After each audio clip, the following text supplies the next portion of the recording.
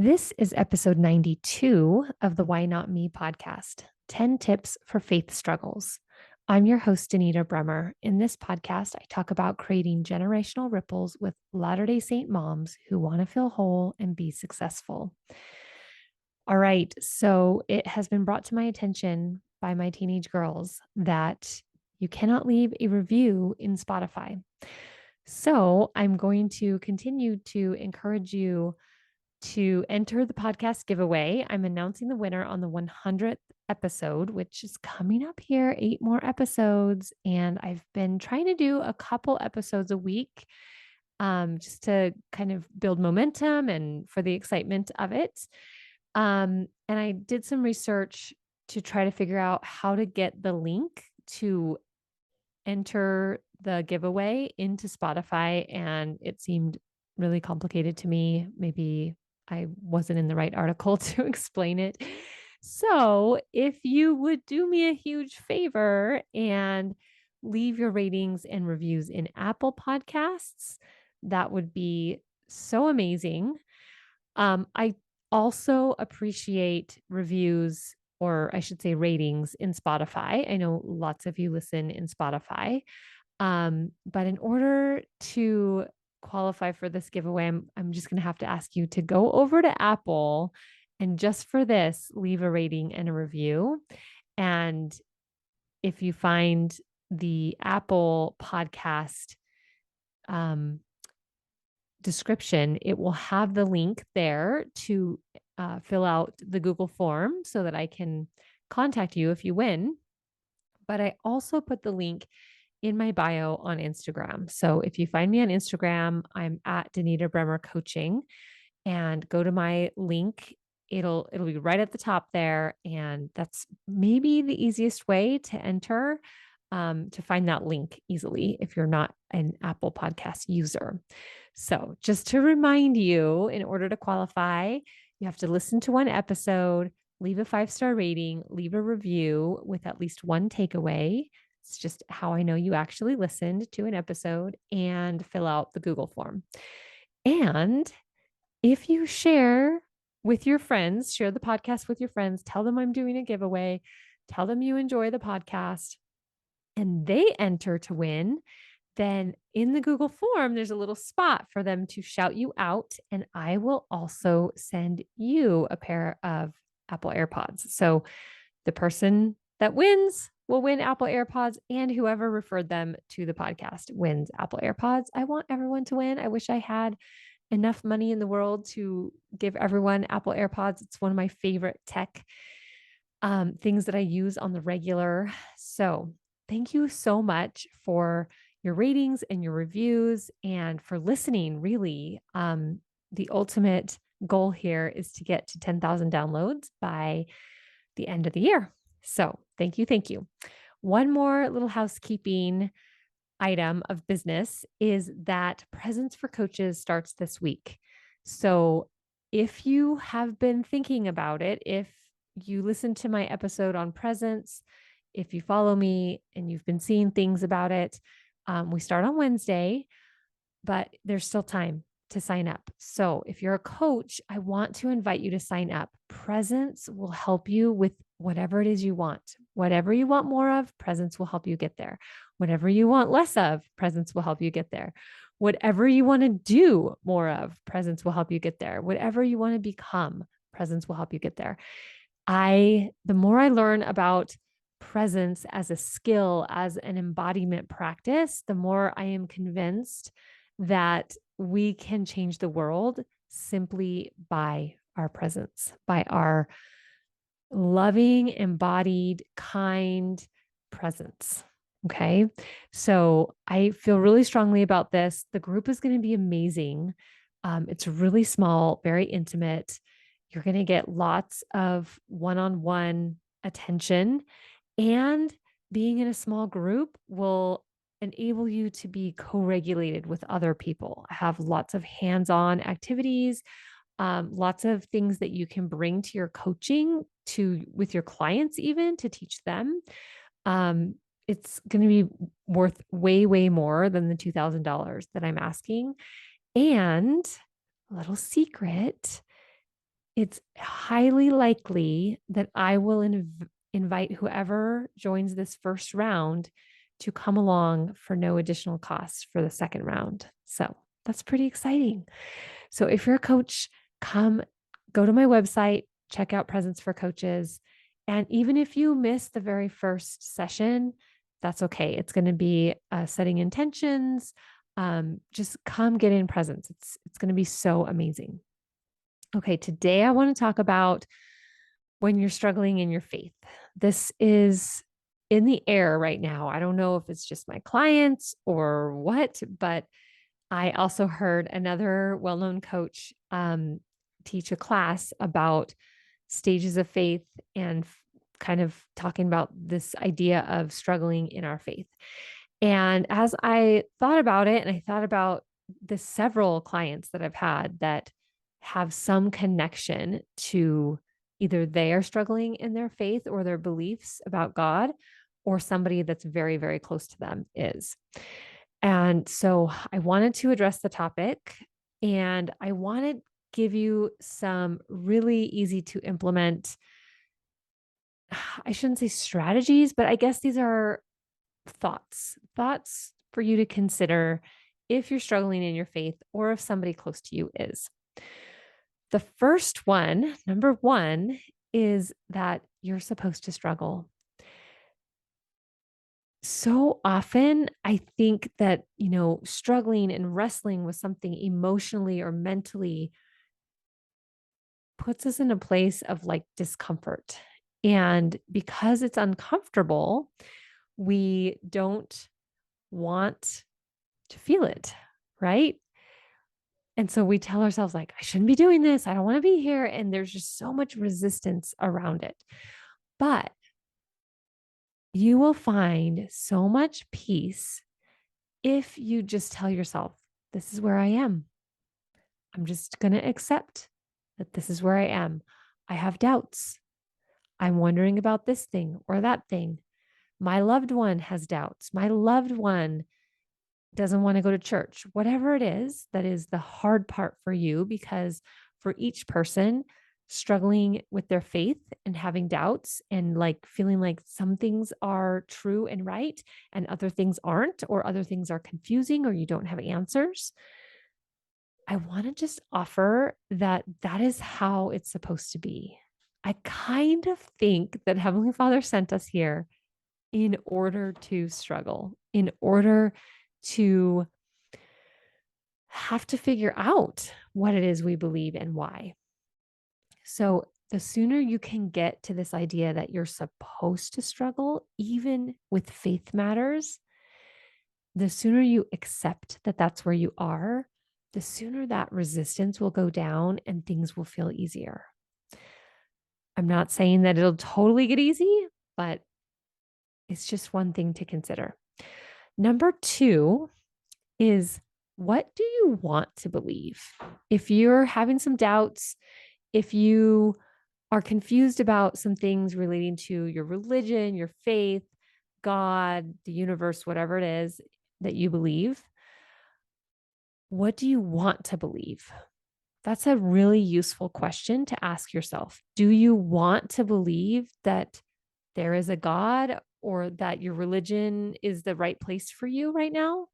Or do you want to walk away? Do you want to believe that it's not true? It's all a bunch of hooey, whatever it is. Be really honest with yourself, which is actually another one of my numbers. I'll come back to that. Be honest with what you want. If you know you want to keep your faith, you want it to be true, you want to be faithful, you want to believe, then cling to what you do know. Okay. Even journal out, what is it that you do know? That's going to be really useful also. I'm struggling with my faith. There are lots of questions. I have doubts, whatever, but I know this. This is what I know. And it might only be one thing or two things. It might only be, I know that God is real. I know that there is a God and he is real. That is what I know. So cling to that. If there's more that you know, amazing. Keep that list easily accessible and refer to it often. Anytime doubts come up, questions come up, read your list. This is what I do know. If you don't want to stay in your faith, if you don't want to believe that it's true, then ask yourself, what is keeping you from walking away? Right? One of the most fundamental, I want to use the word doctrine, one of the most fundamental doctrines is agency. And it's okay if you walk away. It really, really is. So ask yourself, what's keeping you from walking away if you don't want to believe it? Or if you don't want to believe it for now, what's keeping you from walking away? The answer to that question will be really enlightening. And then it'll give you a direction for where you want to start working. Number 3 is to find someone safe to struggle with. I have been thinking a lot about whether or not church is a safe place for many people. And I think it is a safe place for lots of people, but I don't think it's a safe place for everyone. We need a place where we can talk about where we are in a very open, honest way. That's actually number 4, which kind of goes with number 3. Be open and honest.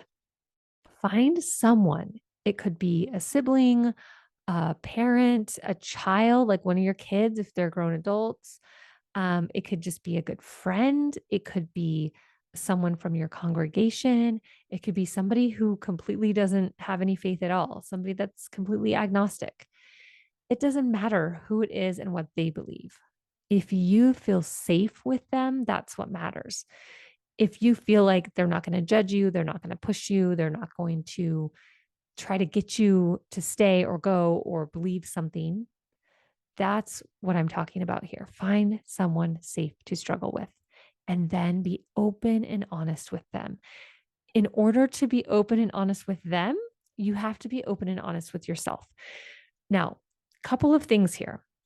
Sometimes it's really hard for us to be open and honest with ourselves. We all process in different ways, and sometimes we don't even know what we are thinking or what we're feeling. So, this is also a great way for you to figure out, what is it that I feel? What is it that I think? Right? Those questions that I gave in number 2. What do you want to believe? What do you know already? What's keeping you from walking away? I'm just going to put a little shameless plug here. I think I'm a really good person for this. I think honestly that this is one of my gifts, of being open and non-judgmental with people, especially in the realm of faith. I don't know what's right for you. And so it's really easy for me to not sway you one way or another, and to let you struggle and to let you cry and have all the emotions. I think it's all normal and beautiful and necessary, actually. So if you are struggling in your faith, or if you're struggling with somebody else who's struggling in their faith, I know that's really common. If we have a spouse or a child or somebody we really love that's left the church, I invite you to come do a free session with me. And I say that not from wanting you to pay me any amount of money, but genuinely from wanting you to have a safe place to struggle and to wrestle. For some of you, there isn't going to be anyone alive on this earth that is safe. And so, in that case, I encourage you to take time every single day, even if it's just 5 minutes, to find a place where you can be alone and to imagine the person that you feel safe with. It could be a grandmother or grandfather who has passed away, it could be Jesus Christ himself, or Heavenly Father, or Heavenly Mother. If you don't have anyone that you feel really safe with, then go spend time with somebody that's no longer here. And it can be so profound. I mean, I honestly would recommend doing that even if you do have somebody that you feel safe with in the flesh, right? It can be a very amazing experience. Okay, so number 1, you're supposed to struggle, work on accepting this is where you are. Number 2, what do you want to believe? Number 3, find someone safe to struggle with. Number 4, be open and honest. Number 5, I have 10 of these. Number 5 is oftentimes we want to see things as black and white. It's easier. It's the easy way to be like, it's either all this or all that. And what I want to encourage you to at least try out is to see the gray. If you're seeing everything in black and white, either God is real or he's not, either Joseph Smith was a prophet or he wasn't, you know, whatever it is for you. Those are just a couple quick examples that came to my mind. What if both can be true? What if God is real and he's not?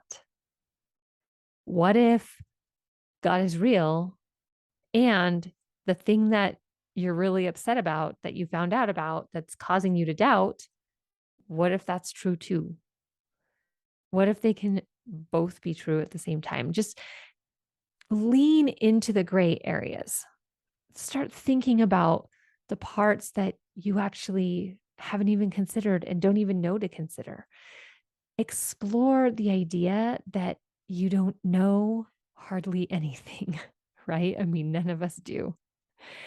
I just encourage you to try to move into the gray, to try to hold opposites, seemingly opposites, together in one space. And I know it's really hard, but I think this is the skill that helps us come out of a faith struggle.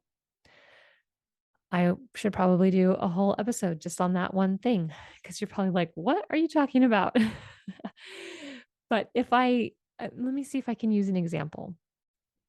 So let's just use the Joseph Smith as a prophet as an example. Either Joseph Smith is a prophet and the church is true and everything that goes along with it is amazing and beautiful and wonderful, or Joseph Smith isn't a prophet and none of it's true, right?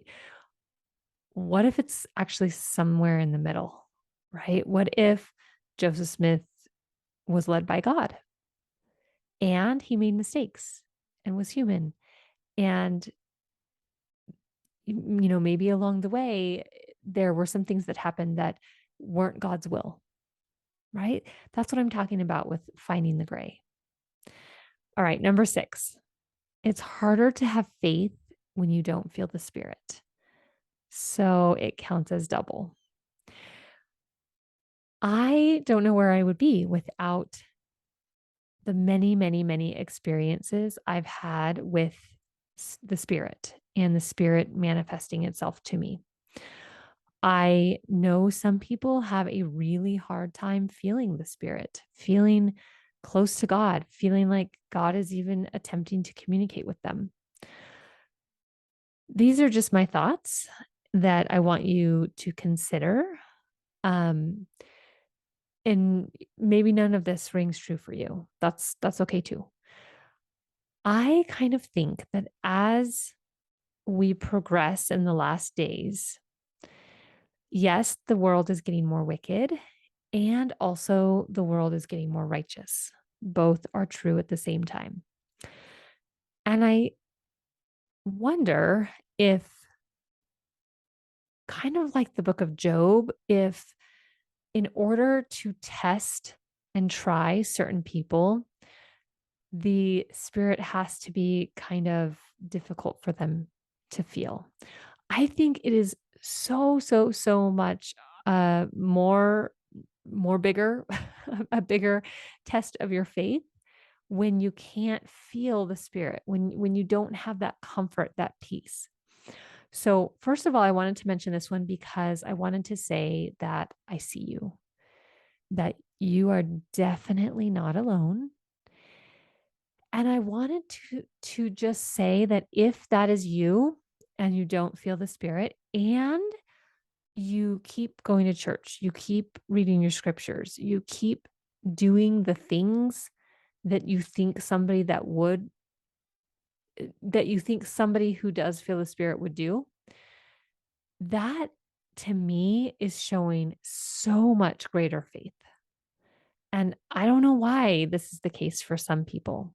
I have a lot of theories, but I don't know all the reasons behind it. I'm not God, right?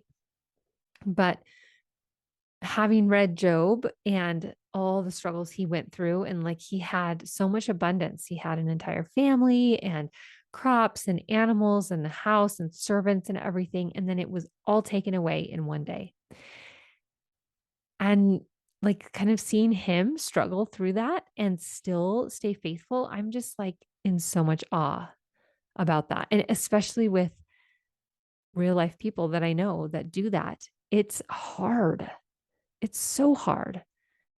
I think it counts as double or triple or quadruple if you take the faithful actions without feeling the Spirit, without feeling the confirmation, without feeling the encouragement or the peace. So I just give you so many props and so much respect and love. And it's just a thought that I offer. Number 7,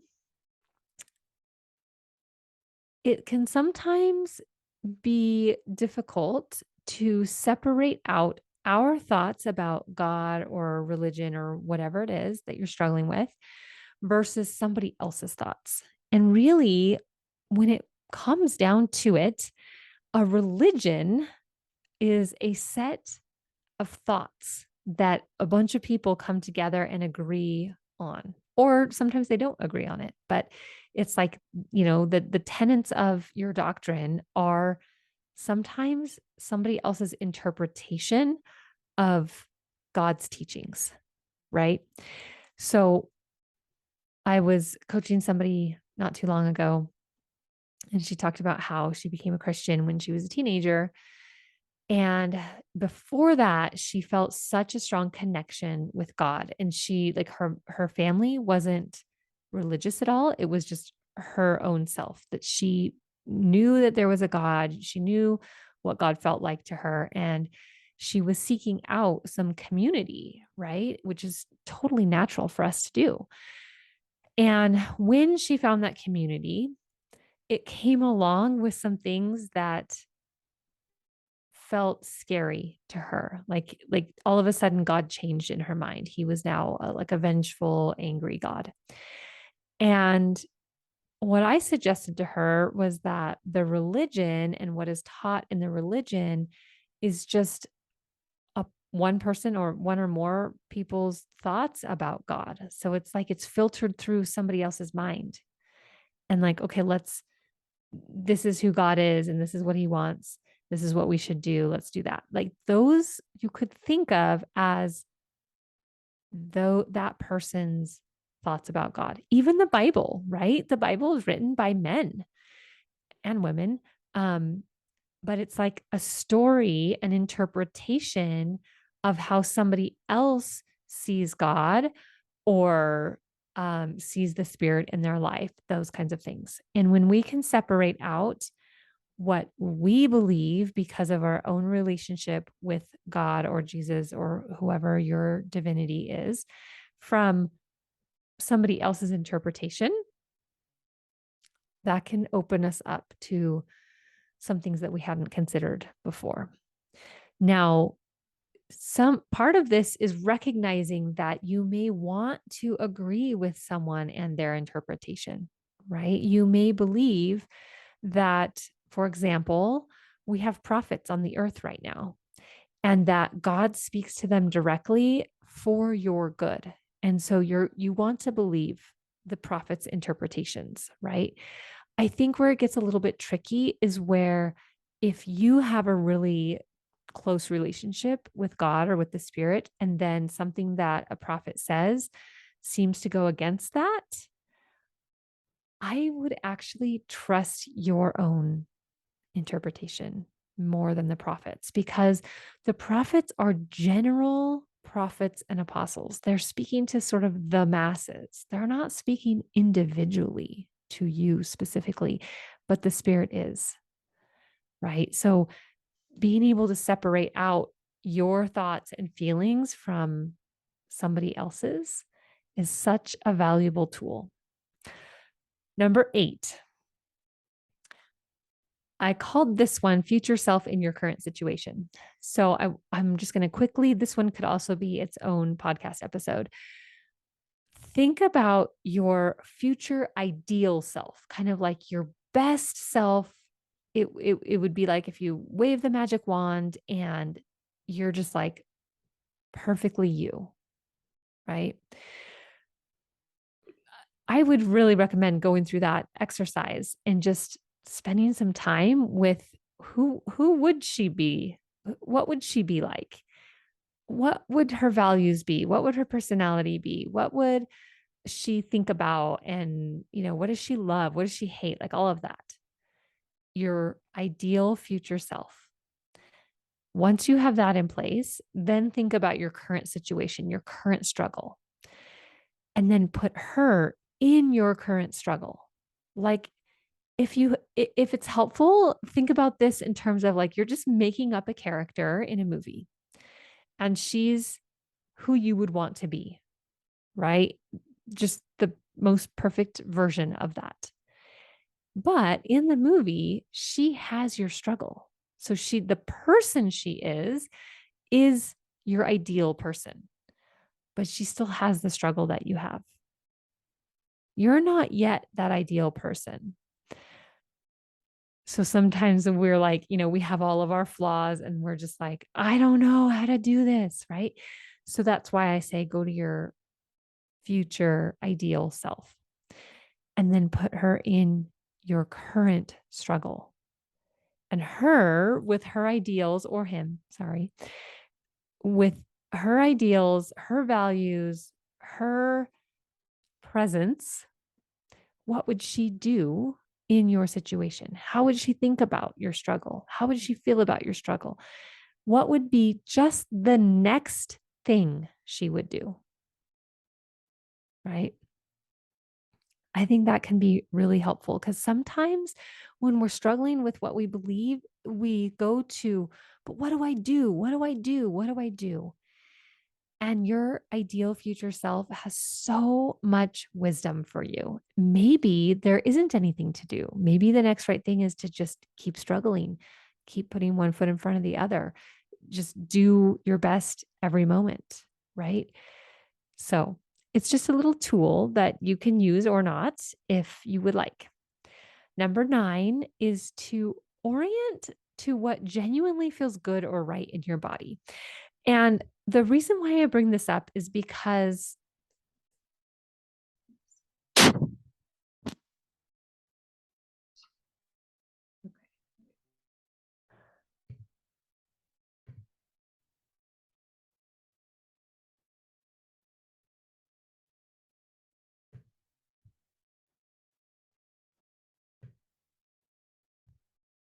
it's not a good podcast day, is it?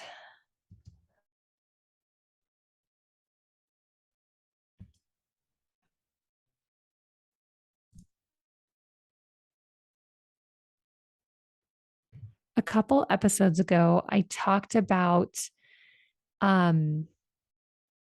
shoot, I just lost my train of thought.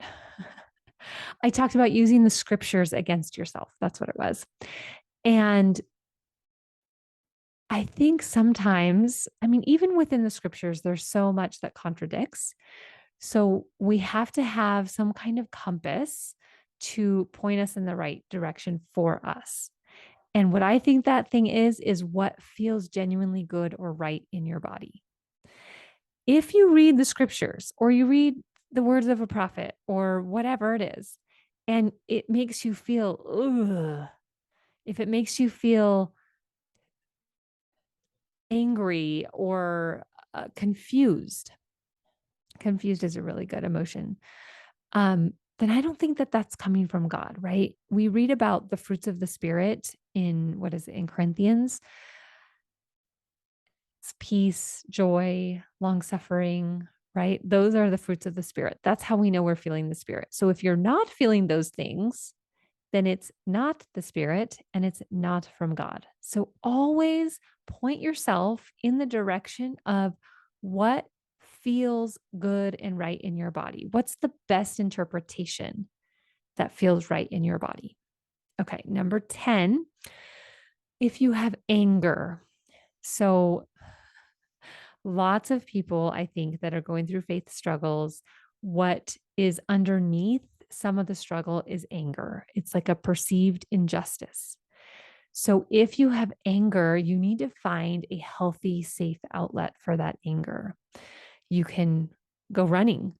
You can punch a punching bag or go to a kickboxing class. You can chop wood. I had a client that was like, I'm going to go chop some wood. I like an exercise where you go to a lake or a stream or a river, some body of water, and you gather some rocks and you just pick up the rocks and you just huck them. And actually, I kind of like doing this with leaves that, you throw it as hard as you can and it doesn't go very far.